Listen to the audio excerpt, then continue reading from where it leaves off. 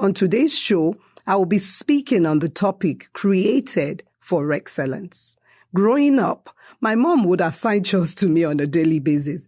If she found me slacking getting my chores done, she would tell me in no uncertain terms, I did not give birth to a lazy child. This always served as fresh motivation to get my chores done. As I grew older, it dawned on me that what she actually meant was that a child who had a DNA could not be lazy. In the same way, you have the DNA of God, and you were created and wired by God to excel and be successful in every area of your life. The Bible says that you were created in the image and the likeness of God, which means that you have the capacity to function the way that God does. My desire in the next few minutes is to open your eyes to the immense potential that you possess and give you the motivation and the determination to be the absolute best version of you that God had in mind when He delicately and thoughtfully created you in His image and likeness. What is excellence? There's so many definitions of excellence, but I love this one definition that says, excellence means that you strive to be the very best you can be and to do the very best you can do. Excellence refers to pursuing and doing the absolute best with the divine ability that God has given you. The pursuit of excellence becomes easy when you know that you have what it takes within you to excel. It is a commitment to excel, irrespective of whether or not what you're doing is visible to others. As a mom of 3 boys, it was really challenging getting them to tidy their rooms when they were growing up. They would say things like, no one is going to see my room anyway, and does it really matter whether my bed is made or not? The truth is that excellence is not about putting your best foot forward when people are looking or when you want to make a good impression. Living the excellent life is a commitment to do the very best, no matter who is looking and no matter how mundane the task at hand is. As I pondered on the definition of excellence, I could not help but think of a famous quote from the late Martin Luther King Jr.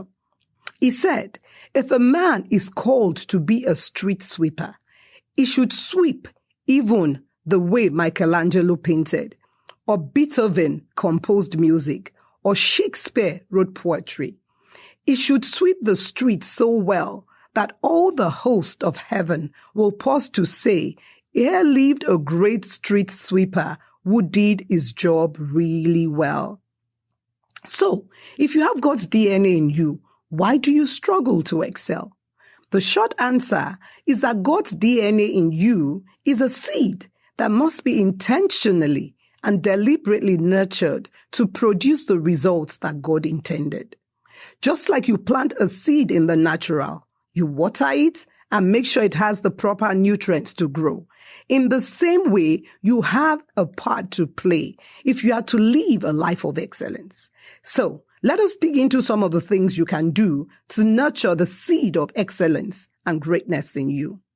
Number 1, you must live a life of purpose. The reality of life is that you can only excel doing exactly what God had in mind for you when He created you. You are unique, and there's something that absolutely no one else but you can do. You will struggle trying to do what God has not given you the capacity or the enablement to do. Can you imagine trying to sweep the floor with a saucepan? That would be so frustrating because sweeping floors was not what the person who invented a saucepan had in mind when he did so. One of the questions I get asked the most as a pastor is, how do I know God's purpose for my life? The answer is always the same. Ask Him. No one can know the purpose of a thing better than the one who created it.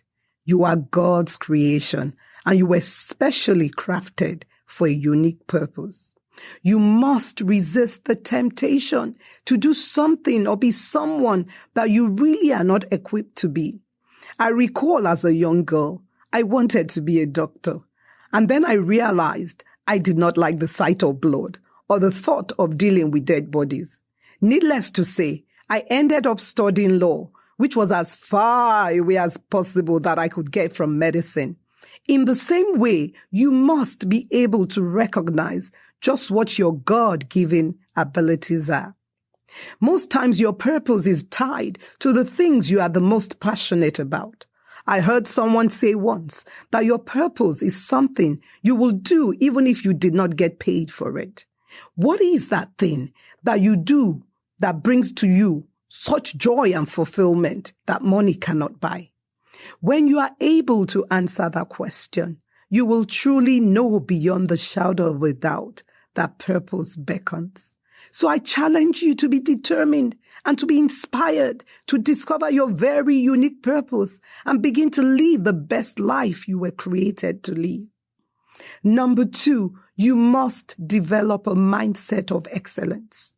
Your mindset is the very way you perceive yourself and the beliefs you hold about yourself. Your mindset determines your behavior, your outlook, and your mental attitude. When you have a mindset of excellence, you see yourself the way that God sees you. The mindset of excellence sees possibilities even in the most challenging situations. We see the mindset of excellence at work in the lives of Caleb and Joshua when they went to spy out the land that God had promised to give to the children of Israel. 12 of them went to spy out the land. 10 of them saw giants in the land, and they saw themselves as grasshoppers in their sight. But Joshua and Caleb had a different mindset. They said to Moses, "Let us go at once and take possession, for we are well able to overcome it." So even though the 12 spies saw exactly the same thing, their individual mindset was the difference maker. Do you see the glass half empty or half full? Every time I think of mindset, I think of the story of 2 salesmen who worked for a shoe company. They were sent to a remote village to sell shoes. On getting there, they saw that no one in the village wore shoes. The first salesman called the company and said to them, "Do not send any shoes. No one wears shoes here." The other salesman could not contain his excitement. He called the company and asked them to send every last pair of shoes they could lay their hands on. The first salesman had a negative mindset, while the second salesman had a positive mindset. Today, I challenge you to see that all things are possible when you choose to have a positive mindset. Number 3, you must live intentionally. Living intentionally means living life with the values that would help you accomplish your purpose. There's no way you can excel if the values you live your life by are totally different from God's plan and purpose for your life.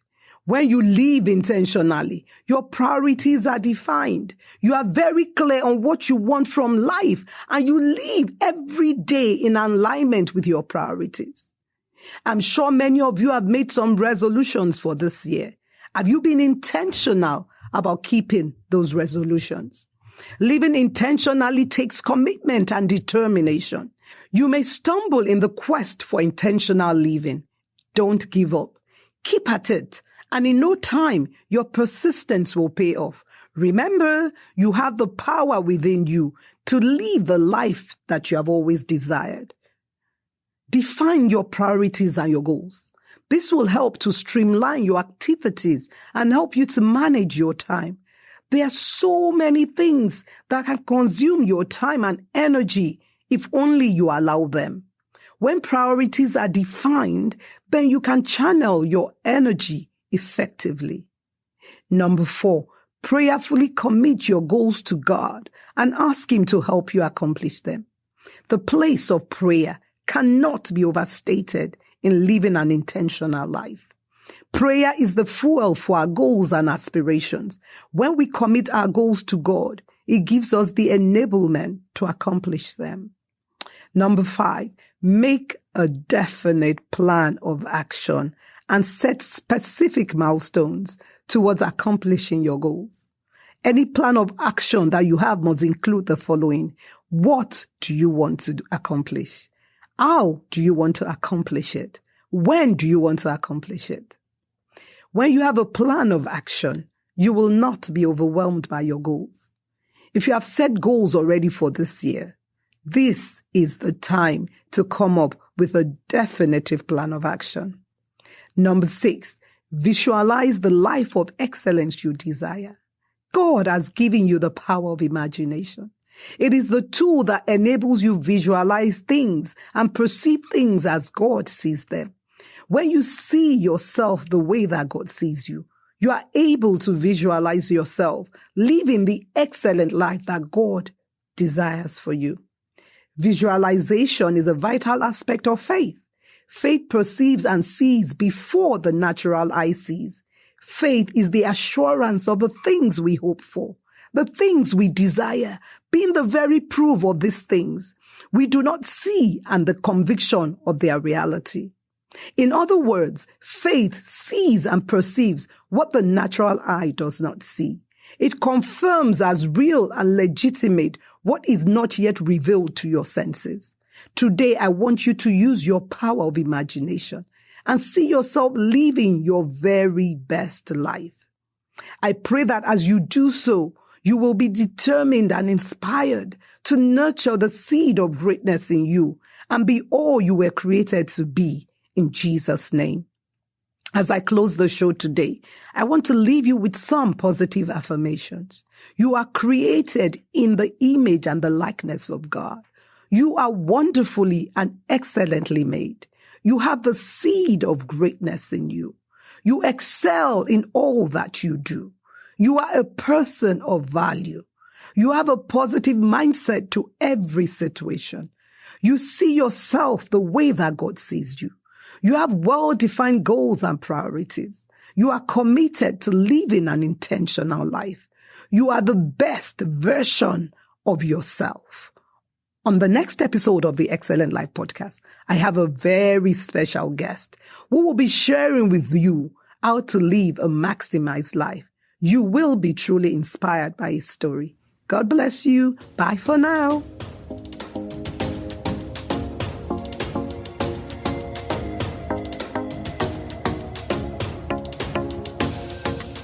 Thanks for joining me this week on the Excellent Life podcast. I trust that you have been inspired by the show today. Make sure to follow me on Instagram at Bola Mateloko, the Excellent Life Coach. And be sure to subscribe to the show on iTunes so you never miss an episode.